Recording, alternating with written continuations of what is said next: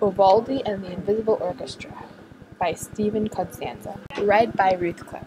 In Venice of long ago, there lived a man who daydreamed of music.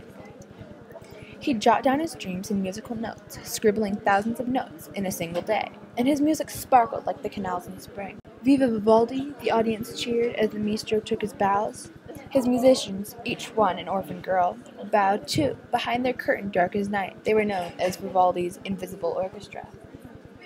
One orphan curtsied and twirled around and bowed again, although she didn't play an instrument. Her name was Candidia, and, like Vivaldi, she was a bit of a daydreamer. Of all the orphans who lived at the orphanage, La Pitia, Candidia had the biggest job. She prepared the sheet music for Vivaldi's Invisible Orchestra. Every morning, a new piece of music awaited her in Vivaldi's study. On one particular day, Candidia read the title, La Notte, as she carried the music up to her room. A concerto about the night? Why, there must be moonlight in it, she thought.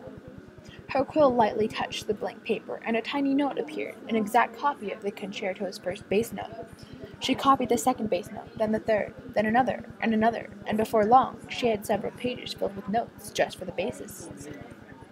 And the violins, they must be the glittering stars. She copied every violin note in the score, and soon several pages were filled with notes just for the violinists.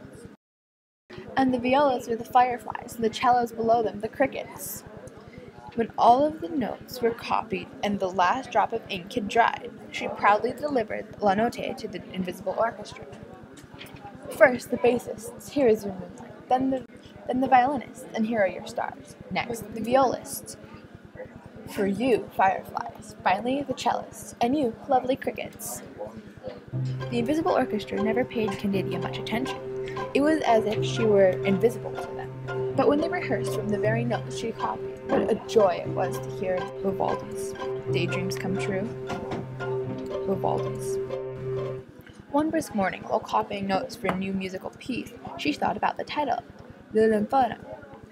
A concerto about winter? Candidia pondered, rubbing her hands. Why, there must be north wind in it.